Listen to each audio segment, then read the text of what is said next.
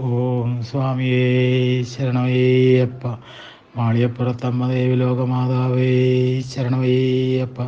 ശ്രീ മഹാദേവ്യേ നമ.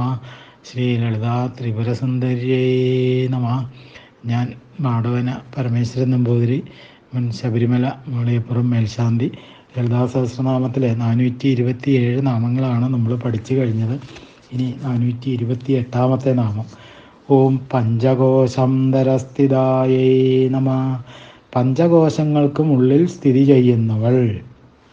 പഞ്ചകോശങ്ങൾ തന്ത്രശാസ്ത്രപ്രകാരം പരഞ്ജ്യോതി, പര, നിഷ്കളാശാംഭവി, അജവ, മാതൃക എന്നിവയാണ്. അപ്പോൾ ജ്ഞാനാർണവത്തിൽ പറയുന്നത് ശ്രീവിദ്യ അജപരം ജ്യോതി പരം പരാ നിഷ്കളാശംഭവി അജവാ മാതൃകാചേതി പഞ്ചകോശ പ്രകീർത്തിതാം.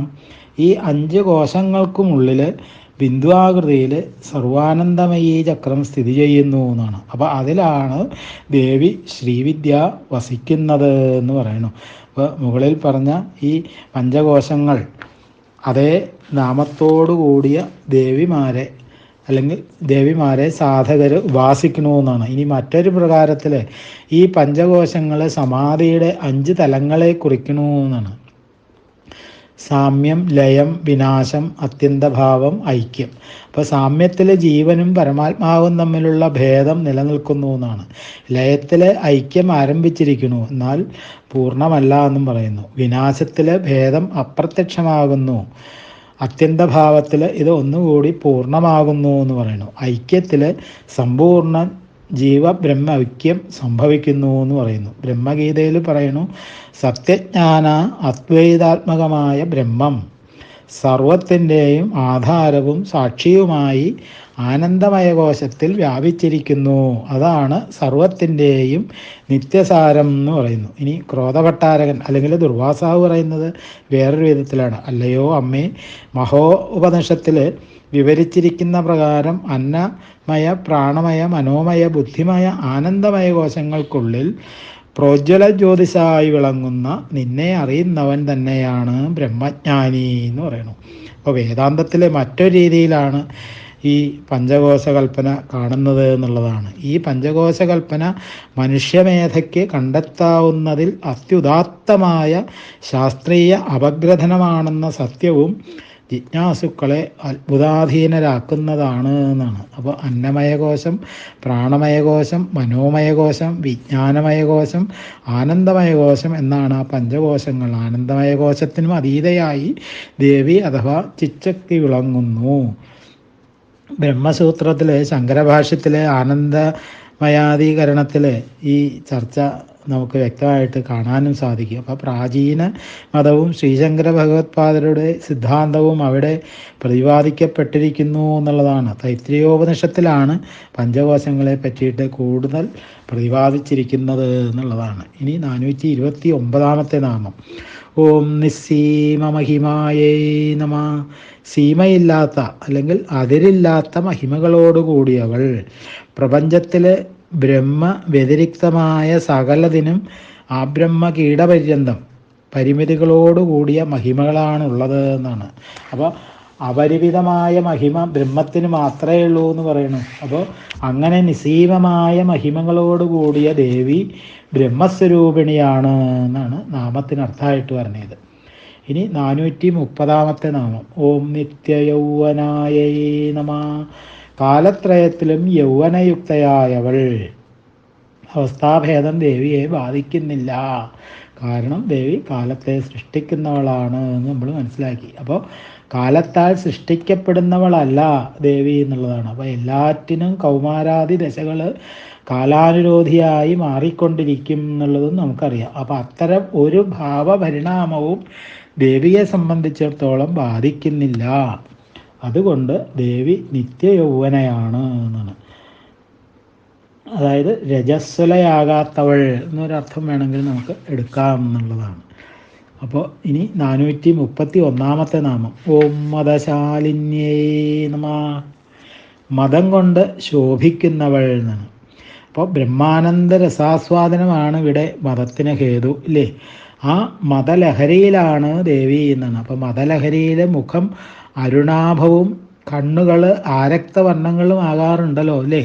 അപ്പോൾ ദേവിയുടെ മുഖസൗന്ദര്യം ദ്വിഗുണീകൃതമായിരിക്കുന്നു എന്നാണ് ഈ നാമത്തിലൂടെ നമ്മൾ മനസ്സിലാക്കേണ്ടത്. അപ്പോൾ വിഷയാന്തരങ്ങൾ, അന്യവിഷയങ്ങൾ, വിഷയാന്തര സമ്പർക്ക ശൂന്യം അല്ലെങ്കിൽ മറ്റു വിഷയങ്ങളോട് ഒരു പ്രകാരത്തിലും ബന്ധമില്ലാത്തത്, വിഷയാന്തര സമ്പർക്ക ശൂന്യ ആനന്ദൈക വിഷയകോ വൃത്തിവിശേഷാം എന്നാണ് മതത്തെ ആചാര്യന്മാർ വ്യാഖ്യാനിച്ചിട്ടുള്ളത്. അപ്പോൾ വിഷയസംബന്ധമല്ലാത്ത ആനന്ദത്താൽ ശോഭിക്കുന്നവൾ, അതാണ് ബ്രഹ്മാനന്ദരസം എന്ന് പറയുന്നത്. ആ ആനന്ദമതം കൊണ്ട് ശോഭിക്കുന്നവൾ മതശാലിനി എന്ന് നാമത്തിനർത്ഥമായിട്ട് വരണം. ഇനി 432 നാമം. ഓം മതഘൂർണിതരക്താക്ഷിയൈ നമഃ. മതം കൊണ്ട് ഇളകുന്നതും അന്തർമുഖവുമായ നയനങ്ങളോടുകൂടിയവൾ. സന്തോഷാധിക്യമാണ് ചെറുതായിട്ട് അടഞ്ഞ കണ്ണുകൾ സൂചിപ്പിക്കുന്നത് ഇല്ലേ. അപ്പോൾ ഗൂഢമായിട്ടുള്ള ഹൃദയാനന്ദരസത്തോടു കൂടിയവൾ എന്നൊരർത്ഥം കൊടുക്കാം.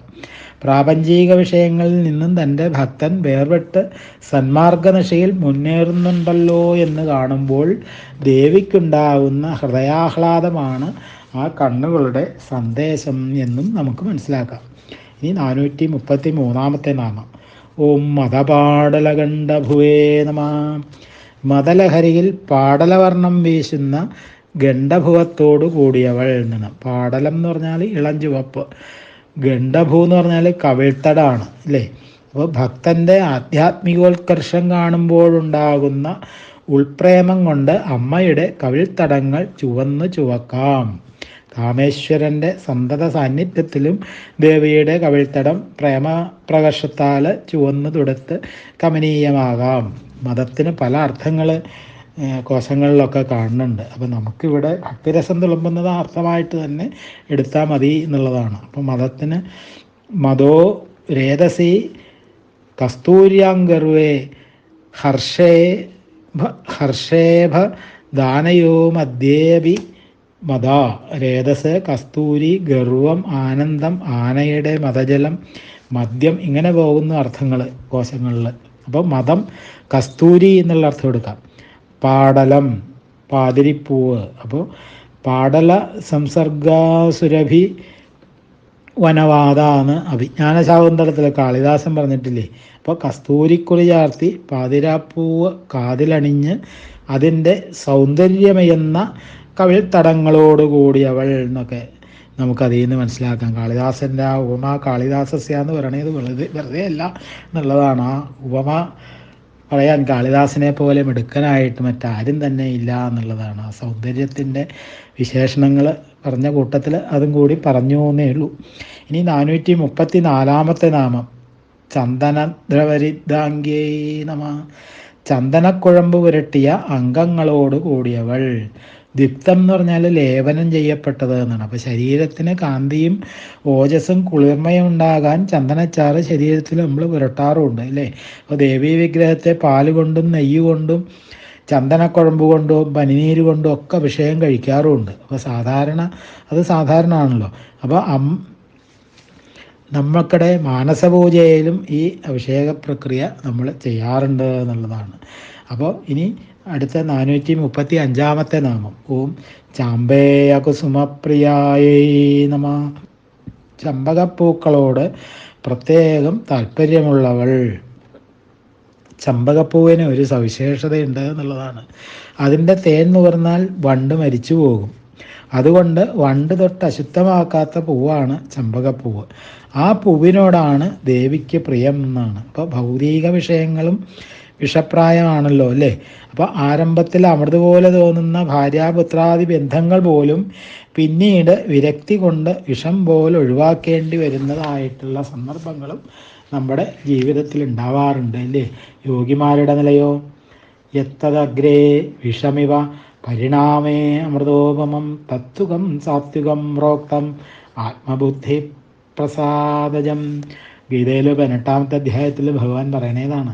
രൂപരസാദികളാകുന്ന വിഷയങ്ങളോട് വിരക്തി വന്ന ബുദ്ധിയുടെ ആനന്ദാനുഭൂതിയാണ് ഇവിടെ അമൃതം. രൂപരസാദികളോടുകൂടി മനസ്സിനും ഇന്ദ്രിയങ്ങൾക്കും ഉണ്ടാകുന്ന ആനന്ദം മർത്യമാണ്, അതായത് മരണമാണ്, നശ്വരമാണ്. ആനന്ദത്തിൽ സ്പർശിക്കാത്ത ആത്മാരാമന്മാരുടെ പ്രതീകമാണ് ഇവിടെ ചമ്പകപ്പൂക്കൾ. ആ പൂക്കളോട് പ്രത്യേകം പ്രതിപത്തിയുള്ളവളാണ് ദേവി എന്നൊക്കെയാണ് ഈ നാമത്തിന് അർത്ഥമായിട്ട് നമ്മൾ മനസ്സിലാക്കേണ്ടത്. 536 നാമം. ഓം കുശലായേ നമഃ. സമർത്ഥയായവൾ, എന്തും സമർത്ഥമായി നിർവഹിക്കുന്നവൾ എന്നൊക്കെയാണ് നാമത്തിന് അർത്ഥം വരുന്നത്. ഇനി കുശം ലാതി ഇതി കുശല, കുശപ്പുല്ലരിയുന്നവർ. ഗുരുവിൻ്റെ പൂജയ്ക്ക് മുൻകൂട്ടി കണ്ടുവച്ചിട്ടുള്ള കുശപ്പുല്ല് വെളുക്കും മുമ്പ് അരിഞ്ഞു കൊണ്ടുവന്ന് വരുന്നവനാണ് കുശലൻ. അങ്ങനെ മുൻകാഴ്ചയും മുൻകരുതലുമുള്ളവൻ എന്ന അർത്ഥത്തിലും പ്രചരിച്ച പദമാണ് കുശല എന്നുള്ളത്. അപ്പോൾ അതിൻ്റെ സ്ത്രീലിംഗ രൂപമാണ് കുശല. അതുപോലെ തന്നെ തൻ്റെ ഭക്തന്മാരെ അതിനിപുണമായി ആപത്തിൽ നിന്നും കരകയറ്റുന്നത് കൊണ്ട് സമർത്ഥ എന്നും മനസ്സിലാക്കാം എന്നുള്ളതാണ്. അപ്പോൾ കുശം എന്ന് പറഞ്ഞാൽ ജലം എന്നൊരർത്ഥമുണ്ട്, ലാ എന്ന് പറഞ്ഞാൽ ലാതി. അപ്പോൾ ആദാനം ചെയ്യുന്നവൾ എന്നാണ്, കൈക്കൊള്ളുന്നവൾ. ലാതി എന്ന് പറഞ്ഞാൽ എടുക്കുക, അരിയുക, മുറിക്കുക എന്നൊക്കെയാണ്. അപ്പോൾ ഉപാസകൻ്റെ ജലതർപ്പണത്തെ താല്പര്യപൂർവം കൈക്കൊള്ളുന്നവൾ, അല്ലെങ്കിൽ ഭക്തൻ അർപ്പിക്കുന്നത് ജലം മാത്രമായാലും സന്തോഷപൂർവം സ്വീകരിക്കുന്നവൾ എന്നൊക്കെയുള്ള അർത്ഥം നമുക്കതിൽ നിന്ന് മനസ്സിലാക്കാം. ഇനി കൂ എന്ന് പറഞ്ഞാൽ കുൽസിതം, അതായത് കുറവുള്ളത്. ശല എന്ന് പറഞ്ഞാൽ ചന്ദ്രനാണ്. അപ്പോൾ ദേവിയുടെ മുഖകാന്തിക്ക് മുന്നിൽ ചന്ദ്രൻ പോലും കുൽസിതനായി തീരുന്നു. അങ്ങനെ സ്വന്തം മുഖശോഭ കൊണ്ട് ചന്ദ്രനെ കുൽസിതയാക്കുന്നവൾ എന്നുള്ളൊരർത്ഥം എടുക്കാം. അപ്പോൾ അസ്തപ്രഭനാക്കുന്നവൾ ചന്ദ്രനെ. അങ്ങനെയൊക്കെ കുശല എന്നുള്ള ശബ്ദത്തെ നമുക്ക് വ്യാഖ്യാനിക്കാം എന്നാണ് പറയുന്നത്. ഈ 437 നാമം. ഓം കോമളാകാരായൈ നമഃ.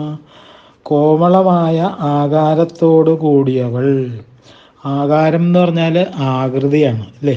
അപ്പോൾ വിനയ സൗശീല്യാദികളാണ് ഇവിടെ കോമളതയ്ക്ക് കാരണമായിട്ട് വരുന്നത്. അപ്പോൾ ആകർഷകമായ ഭാവഹാവാദികളോട് കൂടിയവളാണ് ദേവി എന്നുള്ളതാണ് നാമത്തിനർത്ഥം. ഇനി 438 നാമം. ഓം കുരുകുല്ലായൈ നമഃ. കുരുകുല്ല എന്ന ശക്തിദേവതയോട് കൂടിയവൾ. ഈ ശക്തിദേവത എന്ന് പറഞ്ഞാൽ ശ്രീചക്രത്തിലെ വിമർശനദിയിൽ വർത്തിക്കണമെന്നാണ് പറയുന്നത്. അപ്പോൾ വിമർശനദി ചിത്തിനും, അതായത് ബുദ്ധിക്കും അഹങ്കാരത്തിനും ഇടയിൽ കൂടി പ്രവഹിക്കുന്നു ആണ് ഒരു കൽപ്പന. അപ്പോൾ ഇത് ഇടാ പിങ്കള എന്നീ നാഡികൾക്കിടയിലൂടെ നട്ടലിനുള്ളിൽ കൂടി കടന്നു പോകുന്ന സുഷ്മനാ നാഡിയിൽ പ്രവഹിക്കുന്ന അമൃതനദിയാണ് എന്ന് തന്ത്രരാജൻ 22-ാം അധ്യായത്തിൽ പറയണു. തന്ത്രരാജൻ എന്ന് പറയുന്ന ഗ്രന്ഥത്തിൽ. അപ്പോൾ ഈ അമൃതനദിയുടെ അതിദേവതയാണ് കുരുകുല്ല എന്ന് പറയുന്നത്. കുരുവിന്ദധരണി നിലയം കുലാജലസ്പർദ്ധി കുജനമന്മധ്യം കുങ്കുമവിലിപ്തഗാത്രീം കുരുകുല്ലം മനസി കുർമഹേ സതതം. സ്തനഭാരത്താൽ പർവ്വതങ്ങളെ ലജ്ജിപ്പിക്കുന്നവളും ചുവന്ന കുറിക്കൂട്ട് ചാർത്തിയവളും കുരുവിന്ദത്തിൽ താമസിക്കുന്നവളുമായ കുരുകുല്ലാദേവിയെ ഞാൻ എല്ലായ്പ്പോഴും ധ്യാനിക്കുന്നു എന്നാണ് ലളിതാസ്തവ രത്നത്തിലെ ദേവിയെ സ്തുതിക്കണേതായിട്ട് പറയണത്. അപ്പോൾ ഈ പറയപ്പെട്ട അമൃതനദിയിൽ തോണി നയിക്കുന്നത് കുരുകുല്ല എന്നുള്ള ശക്തിദേവതയാണ് എന്നാണ്. അപ്പോൾ അരൂപാനുഭൂതികൾക്ക് പ്രതീകങ്ങളിലൂടെ സ്വരൂപകൽപ്പന നൽകുക എന്നുള്ള സമ്പ്രദായം ഭാരതീയരെ സംബന്ധിച്ചിടത്തോളം വളരെ പ്രാചീനമായിട്ട് തന്നെയുള്ള ഒരു സംഗതിയാണ് എന്ന് മനസ്സിലാക്കുക. ഇനി 439 നാമം. ഓം കുളേശ്വര്യൈ നമഃ. കുളങ്ങൾക്ക് ഈശ്വരിയായവൾ. കുളം എന്ന് പറഞ്ഞാൽ ത്രിപുടി, ജ്ഞാതാവ്, ജ്ഞേയം, ജ്ഞാനം, ഇതാണ് ത്രിപുടി. അപ്പോൾ ത്രിഭുവന സീമ കടന്നു തിങ്ങിവിങ്ങും ത്രിപുടി മുടിഞ്ഞു തെളിഞ്ഞിടുന്ന ദീപം കപടയതിക്ക് കരസ്ഥമാകുമീലെ ഉപനിഷദുക്തി രഹസ്യമോർത്തിടേണം. ഈ ത്രിപുടിക്ക് അതീശ്വരിയാണ് ദേവി. കുണ്ടലിനീ ശക്തിക്കും കുളേശ്വരി എന്ന് പറയാറുണ്ട്. അപ്പോൾ കുളേശ്വരൻ ശിവനാണ്, കുളേശ്വരൻ്റെ പത്നി കുളേശ്വരി എന്നും പറയാം. അപ്പോൾ കുളം എന്നുള്ളത് കുലം എന്നാകൂലോ, അങ്ങനെ കുലത്തിൻ്റെ അതീശ്വരി എന്നും നാമത്തിന് നമുക്ക് അർത്ഥം എടുക്കാം, അവിടെ തെറ്റില്ല എന്നുള്ളതാണ്. അപ്പോൾ കു എന്ന് പറഞ്ഞാൽ പൃഥ്വീതത്വമാണ്. അപ്പോൾ ല എന്ന് പറഞ്ഞാൽ ലയിച്ചിരിക്കുക, പൃഥ്വീതത്വം ലയിച്ചിരിക്കുന്ന മൂലാധാര ചക്രത്തിൻ്റെ അതീശ്വരിയാണ് ദേവി എന്ന് നമുക്കവിടെ അർത്ഥം കൽപ്പിക്കാവുന്നതാണ്. ഇനി 440 നാമം. ഓം കുളകുണ്ടാലയായൈ നമഃ. കുളകുണ്ടം ആലയമാക്കിയിട്ടുള്ളവൾ. കുളകുണ്ടം എന്ന് പറഞ്ഞാൽ മൂലാധാര പത്മത്തിലെ മഞ്ജരിയുടെ നടുവിലുള്ള ബിന്ദുവാണ്. അപ്പോൾ ആ ബിന്ദുവിൽ വസിക്കുന്നവൾ. ആലയം എന്ന് പറഞ്ഞാൽ വീട്. അപ്പോൾ കുണ്ടലിനീ ശക്തി ഈ ബിന്ദുവിലാണ് നിദ്ര കൊള്ളുന്നത് എന്ന് സൗന്ദര്യലഹരിയിലെ ആചാര്യസ്വാമി പറയുന്നുണ്ട് അല്ലേ. നോക്കാം 10ാമത്തെ ശ്ലോകം. സുധാധാരാസരൈശ്ചരണ യുഗളാന്തർവികളിതൈ പ്രപഞ്ചം സിഞ്ചന്തി പുനരവി രസാംനായ മഹസ അവാപ്യാസ്വാം ഭൂമിം ഭുജഗ നിവമദ്യുഷ്ടവലയം സ്വാമാത്മാനം കൃത്വാ സ്വവിഷി കുലകുണ്ടേ കുഹരിണി. ദേവി അവിടുത്തെ പാദകമലങ്ങളിൽ നിന്നും ഉദ്ഗളിക്കുന്ന അല്ലെങ്കിൽ ഒഴുകുന്ന അമൃതവർഷത്താൽ പ്രപഞ്ചത്തെ ഉപാസകന്റെ സകല നാഡീവ്യൂഹത്തെയും കുളിർപ്പിച്ചിട്ട് വീണ്ടും അവിടുന്ന് ചന്ദ്രാധിക പ്രഭയോടെ സ്വന്തം ആവാസഭൂമിയായ മൂലാധാര ചക്രത്തെ പ്രാപിച്ച് സർപ്പാകൃതി പൂണ്ട് 3.5 ചുറ്റ് തിറയിട്ട് സൂക്ഷ്മരന്ധ്രത്തോടു കൂടിയ, അതായത് കുഹരിണി, മൂലകന്ധത്തിൽ എന്ന് പറഞ്ഞാൽ കുളകുണ്ടേ ഉറങ്ങുന്നുവല്ലോ എന്നാണ് ആ ശ്ലോകത്തിനർത്ഥം. അപ്പോൾ നാഡീവ്യൂഹം 72,000 നാഡികൾ എന്നാണ് ഋഷിവചനം. അപ്പോൾ രസാംനായ മഹസ എന്നുള്ള പദം ചന്ദ്രന് തന്ത്രശാസ്ത്രങ്ങളിൽ പ്രസിദ്ധമാണ് അല്ലേ. അങ്ങനെ കുളകുണ്ടത്തെ, അതായത് മൂലാധാര ഗന്ധത്തെ ആലയമാക്കിയിട്ടുള്ളവൾ എന്ന് നാമത്തിന് അർത്ഥമായിട്ട് എടുക്കാവുന്നതാണ്. ഈ 441 നാമം. ഓം കുളമാർഗ തൽപര സേവിതായൈ നമഃ. കൗളമാർഗത്തിൽ തൽപരായവരാൽ പരിസേവിക്കപ്പെടുന്നവൾ എന്നാണ്. കൗളം എന്ന് പറഞ്ഞാൽ കുളത്തെ സംബന്ധിച്ചത് എന്നാണ്. അപ്പോൾ കുലവുമാകാം. മുമ്പ് കുലശബ്ദത്തെ വ്യാഖ്യാനിച്ച് കഴിഞ്ഞതാണ് അല്ലേ. അപ്പോൾ കുലപരമ്പരയാ ആചരിച്ചു വരുന്ന സന്മാർഗനിഷ്ഠയിൽ തൽപരയായവരാൽ ആരാധിക്കപ്പെടുന്നവൾ എന്ന് നമുക്ക് നാമത്തിന് അർത്ഥം എടുക്കാം എന്നുള്ളതാണ്. അപ്പോൾ ദേവ്യവാസനയ്ക്ക് 3 മാർഗങ്ങളാണ് പറയണത് അല്ലേ. സമയപൂജ, മിശ്രപൂജ, കൗളപൂജ. അപ്പോൾ വേദങ്ങൾ, ആഗമങ്ങൾ, വാസിഷ്ടം, ഇങ്ങനെ ഈ 3 ഗ്രന്ഥങ്ങളിൽ പ്രതിപാദിക്കപ്പെട്ടിട്ടുള്ള മാർഗമാണ് ഈ സമയ സമ്പ്രദായം എന്ന് പറയുന്നത്. അപ്പോൾ മിശ്ര സമ്പ്രദായം 8 തന്ത്രങ്ങളിലും ചന്ദ്രകല തുടങ്ങിയിട്ടുള്ള ഗ്രന്ഥങ്ങളിലും വിവരിച്ചിട്ടുണ്ട്. സമയപൂജയിലെ ചില പൂജാക്രമങ്ങളോട് മറ്റു ചില പൂജാക്രമങ്ങൾ കൂട്ടിക്കലർത്തിയാൽ മിശ്രപൂജയായി എന്നാണ്. അപ്പോൾ ഇവയിൽ നിന്നും വ്യത്യസ്തമായി 64 തന്ത്രഗ്രന്ഥങ്ങളിൽ പ്രതിപാദിച്ചിട്ടുള്ള മാർഗമാണ് കൗളം. ഇനി 442 നാമം. ഓം കുമാരഗണനാഥാംബായൈ നമഃ. കുമാരൻ്റെയും ഗണനാഥൻ്റെയും അമ്മയായവൾ. കുമാരൻ എന്ന് പറഞ്ഞാൽ ശ്രീ സുബ്രഹ്മണ്യനാണ്, ഗണനാഥൻ എന്ന് പറഞ്ഞാൽ ശ്രീ ഗണപതിയാണ്. അപ്പോൾ ആദിപുരുഷൻ്റെയും ശക്തിയുടെയും സംയോഗത്തിൽ നിന്ന് അഹങ്കാരം ഉത്ഭവിക്കുന്നു എന്നുള്ളതാണ്. ഈ അഹങ്കാരത്തിൽ നിന്ന് മറ്റെല്ലാം ആവിർഭവിച്ചിരിക്കുന്നു. ഇവയെ കുമാരഗണം എന്ന് പറയുന്നു എന്നാണ്. അപ്പോൾ കുമാരഗണത്തെ ഭരിക്കുകയും ബന്ധിക്കുകയും ചെയ്യുന്നതിനാൽ കുമാരഗണനാഥാംബ എന്നുള്ളൊരർത്ഥം കൊടുക്കാം. ഇനി കു എന്ന് പറഞ്ഞാൽ കുൽസിതം, ഹീനം. മാരഗണം എന്ന് പറഞ്ഞാൽ വിഷയേച്ഛകളാണ്. അപ്പോൾ മൃതിയിലേക്ക് നയിക്കുക കൊണ്ടാണ് മാരണഗണം വിഷയേച്ഛകളായത് എന്നുള്ളതാണ്. നാഥ എന്ന് പറഞ്ഞാൽ നാഥകൾ, അതീശശക്തികൾ എന്നൊക്കെയാണ്. അംബ എന്ന് പറഞ്ഞാൽ ബന്ധിക്കുന്നവൾ എന്നൊരർത്ഥമുണ്ട്. അപ്പോൾ ഹീനങ്ങളായ വിഷയവാസനകളെ പ്രേരിപ്പിച്ചിളക്കുന്ന ശക്തികളെ കെട്ടി നിർത്തുന്നവളാണ് ദേവി എന്ന് ഒരു അർത്ഥം നമുക്ക് അതിൽ നിന്ന് മനസ്സിലാക്കാം എന്നുള്ളതാണ്. ഇനി കുമാരശബ്ദം എന്ന് പറഞ്ഞാൽ അഹങ്കാരത്തിൻ്റെ പര്യായമാണ്. അപ്പോൾ അംബ എന്നതിനെ പ്രതിബന്ധിക്കുന്നവൾ എന്നൊരർത്ഥമുണ്ട്. അപ്പോൾ അഹങ്കാരത്തിൻ്റെ അതീശശക്തികളെ പ്രതിരോധിച്ച് സാധകന് മോക്ഷമാർഗം തുറക്കുന്നവളാണ് ദേവി എന്നും ഈ നാമത്തിന് അർത്ഥം കേൾക്കാവുന്നതാണ്. ഈ 443 നാമം. ഈ നാമം മുതലുള്ള 7 നാമങ്ങൾ ദേവിയുടെ സ്വഭാവത്തെയാണ് വർണ്ണിക്കുന്നത്. ഓം തുഷ്ട്യൈ നമ.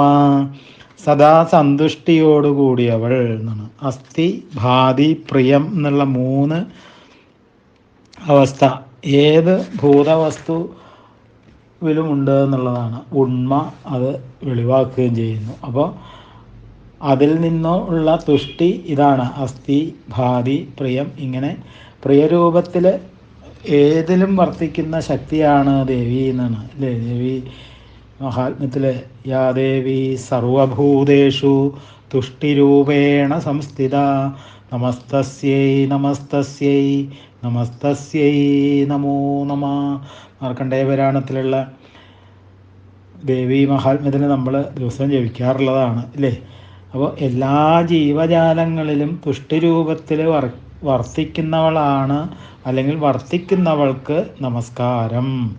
ദേവി ഭാഗവതം പറയുന്നു, ബുദ്ധി, കീർത്തി, ധൃതി, ലക്ഷ്മി, ശക്തി, ശ്രദ്ധ, അറിവ്, സ്മൃതി, ഇങ്ങനെ വിവിധ രൂപങ്ങളിൽ ആ അമ്മ സർവ്വജീവരാശികളിലും പ്രത്യക്ഷയായിരിക്കുന്നു എന്ന് പറയുന്നു. ഇനി പത്മപുരാണം അനുസരിച്ച് വസ്ത്രേശ്വര തീർത്ഥത്തിലെ ദേവതയാകുന്നു തുഷ്ടി എന്നാണ്. അപ്പോൾ ഷോഡശമാതാക്കളിൽ ഒരാളിൻ്റെ പേര് തുഷ്ടി എന്നാണെന്നാണ്. ആ മാതൃരൂപത്തിൽ സ്ഥിതി ചെയ്യുന്നവളാണ് ദേവി എന്നുള്ള അർത്ഥത്തിൽ ദേവിക്ക് ആ നാമം എന്തുകൊണ്ടും ചേരുന്നു എന്നുള്ളതാണ്. ഇനി 444 നാമം. ഓം പുഷ്ട്യൈ നമ. പോഷണശക്തിയായി വർത്തിക്കുന്നവൾ എന്നാണ്. അപ്പോൾ ജനിക്കുന്ന ഏത് വസ്തുവിൻ്റെയും വളർച്ച ദേവിയുടെ പുഷ്ടിശക്തിയിലാണ് നടക്കുന്നത്. ഗർഭസ്ഥ ശിശുവിൻ്റെ വളർച്ചയ്ക്ക് ഉറപ്പ് നൽകാൻ ഏത് ഡോക്ടർക്കും കഴിയും അല്ലേ. കഴിയുമായിരുന്നെങ്കിൽ ഒരു കുഞ്ഞെങ്കിലും ചാവിള്ള പിറക്കുമായിരുന്നോ. സകല ജീവരാശികളിലും പോഷണശക്തിയായി വർത്തിക്കുന്നത് ദേവിയുടെ ഇച്ഛാശക്തിയാണ് എന്നാണ് അതിൽ നിന്ന് നമ്മൾ മനസ്സിലാക്കേണ്ടത്. അപ്പോൾ ദേവദാരുവനത്തിലെ പ്രതിഷ്ഠാമൂർത്തിയും ഈ പുഷ്ടി എന്ന ദേവതയാണ് എന്നാണ് പറയുന്നത്. അതും ദേവി തന്നെയാണ് എന്ന് മനസ്സിലാക്കാം. ഇനി 445 നാമം. ഓം മത്യൈ നമ. മതി എന്നുള്ളതാണ്. മതി എന്ന് പറഞ്ഞാൽ ബുദ്ധിരൂപത്തിൽ വെളിപ്പെടുന്നവൾ എന്നാണ്. ഓം ബുദ്ധി എങ്ങനെ വെളിപ്പെടാനാണ് എന്ന് ചോദിച്ചാൽ കർമ്മണി വ്യജ്യതേ പ്രജ്ഞ.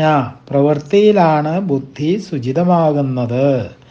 അതാണ് ലൗകിക ബുദ്ധി എന്ന് പറയുന്നത്. അപ്പോൾ അലൗകിക ബുദ്ധി എന്ന് പറഞ്ഞാൽ ഈശ്വര സാക്ഷാത്കാരത്തിൻ്റെ ഉപാധിയാണ്. അപ്പോൾ ഈ 2 ബുദ്ധിയും ദേവി തന്നെയാണ് എന്നുള്ളതാണ്. മതി എന്ന് പറഞ്ഞാൽ അളവ് എന്നൊരർത്ഥമുണ്ട്. അപ്പോൾ അവിടെ വേദങ്ങളെ അളക്കുന്ന മാനദണ്ഡമാണ് ദേവി എന്ന് നമ്മൾ മനസ്സിലാക്കണം. അപ്പോൾ വേദങ്ങളുടെ മാനം അല്ലെങ്കിൽ അളവ് എന്ന് പറഞ്ഞാൽ ദേവി തന്നെയാണ് എന്ന് നമ്മൾക്ക് മനസ്സിലാവും.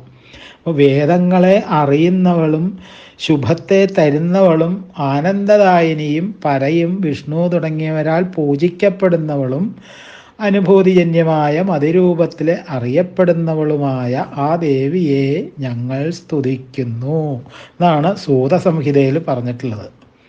ഇനി 446 നാമം. ഓം ധൃത്യൈ നമ. ധൈര്യരൂപിണി എന്നാണ്. ജീവരാശികളിൽ കാണപ്പെടുന്ന ധൈര്യം ദേവീ ചൈതന്യം തന്നെയാണ് എന്നാണ്. അപ്പോൾ ഷോഡശമാതാക്കളിൽ ഒന്നാണ് ഈ ധൃതി എന്ന് പറയുന്നത്. ആ മാതൃരൂപത്തിൽ വർത്തിക്കുന്നവളാണ് ദേവി എന്നുള്ളത് കൊണ്ടും ദേവി ധൃതിയാണ് എന്നാണ്.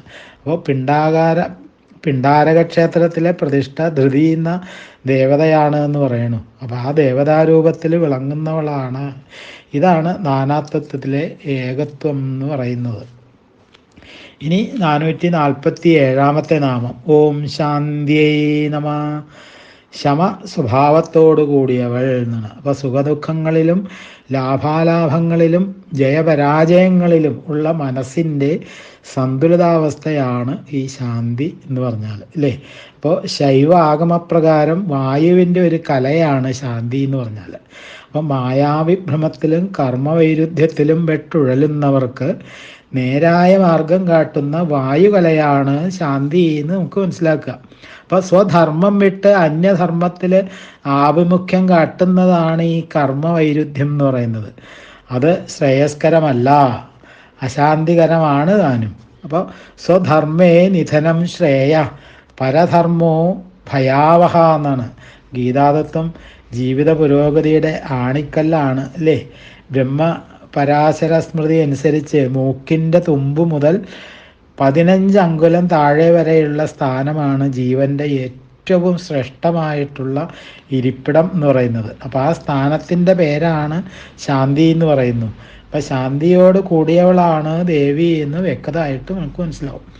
ഇനി അണുമലം, കർമ്മമലം, മായാമലം, ഈ ത്രിവിധ മലങ്ങളെ അകറ്റുന്ന കലയ്ക്ക് ശാന്തി എന്ന് പേരുണ്ട് എന്ന് ശൈവാഗമത്തിൽ പറയുന്നു.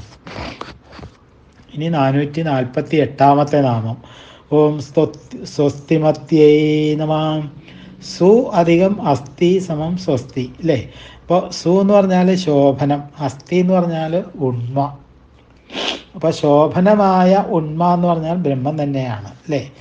അതിനാണ് പാരമാർത്ഥിക സത്ത എന്ന് നമ്മൾ പറയാറുണ്ട്. അപ്പോൾ ദേവി പാരമാർത്ഥിക സത്തയാണ്. സ്വസ്തി എന്ന് പറഞ്ഞാൽ മംഗളം എന്നൊരർത്ഥമുണ്ട്, അനുഗ്രഹം, പുണ്യം, ധർമ്മനിഷ്ഠ, ശുഭം എന്നൊക്കെ അർത്ഥമുണ്ട്.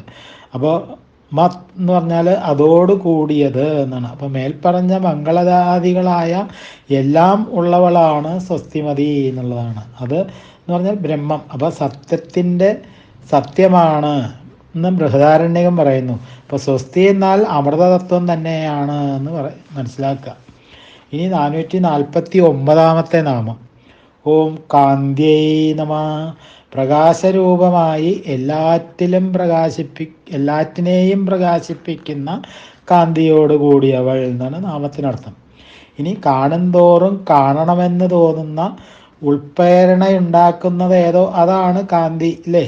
അപ്പോൾ ദേവിയെ എത്ര കണ്ടാലാണ് നമുക്കൊക്കെ മതിയാവുക. അപ്പോൾ കാണുന്തോറും പിന്നെയും പിന്നെയും കാണണമെന്ന ആഗ്രഹമാണ് കൂടി വരാറുള്ളത് അല്ലേ. അപ്പോൾ കാന്തിക്ക് ഇച്ഛാശക്തി എന്നൊരർത്ഥമുണ്ട്. അദമ്യമായ ഇച്ഛാശക്തിയോട് കൂടിയവൾ എന്നുള്ള നാമം നമുക്ക് എടുക്കാം. അപ്പോൾ കാന്തി എന്ന് പറഞ്ഞാൽ ഒരു സാഹിത്യ ഗുണമാണ്, അതും ദേവിയുടെ ഒരു കല തന്നെയാണ് എന്നാണ്. അപ്പോൾ 443 നാമം മുതൽ 449 വരെയുള്ള ഈ നാമങ്ങളിൽ മനുഷ്യരിലെ ഉത്കൃഷ്ട ഗുണങ്ങൾ വിഭൂതികളാണ് എന്ന് സൂചിപ്പിക്കുന്നു. ഇനി 450 നാമം. ഓം നന്ദിന്യൈ നമഃ. നന്ദിപ്പിക്കുന്നവളാണ് നന്ദിനി എന്ന് പറഞ്ഞാൽ. അപ്പോൾ നന്ദിപ്പിക്കുക എന്ന് പറഞ്ഞാൽ ആനന്ദിപ്പിക്കുക. നന്ദിപ്പിക്കുന്നവൻ നന്ദനൻ എന്ന് പറഞ്ഞാൽ പുത്രൻ. അപ്പോൾ വസിഷ്ഠ മഹർഷിയുടെ ഹോമധേനുവിൻ്റെ പേര് നന്ദിനി എന്നാണ് അല്ലേ. അപ്പോൾ മഹർഷിക്ക് യജ്ഞത്തിന് ആവശ്യമുള്ളതും ആശ്രമവാസികൾക്ക് വേണ്ടതും അതിഥി സൽക്കാരത്തിന് ആഗ്രഹിക്കുന്നതും പ്രദാനം ചെയ്യുന്നത് നന്ദിനിയാണ്. അപ്പോൾ ദേവീ സ്വരൂപിണിയാണ് നന്ദിനി എന്നാണ്. അപ്പോൾ ഗംഗയ്ക്കും നന്ദിനി എന്നൊരു പേരുണ്ട്. അപ്പോൾ ഗംഗയും ആഹ്ലാദിപ്പിക്കുന്നവളാണല്ലോ. അപ്പോൾ സകല പാപങ്ങളെയും കഴുകി ശുദ്ധമാക്കി ബാഹ്യവും ആന്തരികവുമായ നവോന്മേഷം പ്രദാനം ചെയ്യുന്ന ഗംഗ എന്ന നന്ദിനി. അപ്പോൾ ഗംഗാസ്വരൂപിണി എന്നും ദേവിക്ക് ഈ നാമത്തിലൂടെ നമുക്ക് അർത്ഥമായിട്ടെടുക്കാം. ഇനി നന്ദിനി എന്ന് പറഞ്ഞാൽ രോഹിണിയിൽ ജനിച്ച നന്ദൻ്റെ മകൾ, അതും വിഷ്ണുവായ തന്നെയാണ് അല്ലേ. ഭാഗവത കഥയൊക്കെ നമുക്കറിയാലോ. ഇനി 451 നാമം. വിഘ്നനാശിന്യൈ നമഃ. വിഘ്നങ്ങളെ നശിപ്പിക്കുന്നവൾ. ശ്രേയോമാർഗത്തിലും അതായത് ആധ്യാത്മിക മാർഗത്തിലും പ്രേയോമാർഗത്തിലും എന്ന് പറഞ്ഞാൽ ഭൗതിക മാർഗത്തിലും വന്നുകൂടാവുന്ന സകല വിഘ്നങ്ങളെയും ദൂരീകരിക്കുന്നവളാണ് ദേവി എന്ന് നാമത്തിനർത്ഥം. അപ്പോൾ അനുഭവിച്ചറിഞ്ഞാൽ മാത്രമേ ഈ നാമങ്ങളുടെയൊക്കെ സ്വാരസ്യം നമുക്ക് വേണ്ടതുപോലെ മനസ്സിലാക്കാൻ സാധിക്കൂ എന്നുള്ളതാണ്. അപ്പോൾ പുണ്യസങ്കേതങ്ങളുമായി ബന്ധപ്പെടുമ്പോൾ മാത്രമേ നമുക്കത് മനസ്സിലാകുകയുള്ളൂ. ഇനി 452 നാമം. ഓം തേജോവത്യൈ നമഃ. തേജസ്സുറ്റവൾ എന്നാണ്. തേജസ്സിന് ആധാരഭൂതയായവൾ. ന തത്ര സൂര്യോ ഭാതി ന ചന്ദ്രതാരകം നേമ വിദ്യുതോ ഭാന്തി കുതോയ അഗ്നി തമേവ ഭാന്തമനുഭാതി സർവം തസ്യാഭാസം സർവമിതം വിഭാതി. അവിടെ സൂര്യനോ ചന്ദ്രനോ നക്ഷത്രങ്ങളോ ഈ മിന്നൽ പിണരുകളോ പ്രകാശിക്കുന്നില്ല. പിന്നെ അഗ്നിയുടെ കഥ എന്തു പറയാനാണ്. അപ്പോൾ പ്രകാശിക്കുന്ന അവനെ പിൻപറ്റിയാണ് സർവവും പ്രകാശിക്കുന്നത് എന്നുള്ളതാണ്. അപ്പോൾ അവൻ്റെ തേജസ് കൊണ്ടാണ് ഈ കാണായതൊക്കെ പ്രകാശിക്കുന്നത് എന്ന് കഠോപനിഷത്തിൽ പറയുന്നു. കഠോപനിഷത്തിലെ ആ ഒരു ശ്ലോകമാണ് നേരത്തെ ഇവിടെ ഉദ്ധരിച്ചത്. അപ്പോൾ ആ ബ്രഹ്മം തന്നെയാണ് ദേവി എന്ന് താല്പര്യം. അപ്പോൾ തേജസ്സിന് പ്രഭാവം എന്നൊരർത്ഥമുണ്ട്. അപ്പോൾ ഐശ്വര്യങ്ങളുടെ പ്രഭാവത്തോട് കൂടിയവളാണ് ദേവി എന്നും ഈ നാമത്തിലൂടെ നമുക്ക് മനസ്സിലാക്കാം. ഈ നാമത്തോടുകൂടി ഇന്നത്തെ സർഗ്ഗം നമുക്കിവിടെ നിർത്താം. ഇനി 453 നാമം മുതൽ നമുക്ക് അടുത്ത ദിവസം അനുസ്മരിക്കാം, അല്ലെങ്കിൽ പഠിക്കാം. സ്വാമിയേ ശരണമയ്യപ്പ. മാളികപ്പുറത്തമ്മ ദേവി ലോകമാതാവേ ശരണമയ്യപ്പ. ശ്രീ മഹാദേവിയേ നമ. ശ്രീ ലളിതാ ത്രിപുരസുന്ദര്യൈ നമ. ഓം.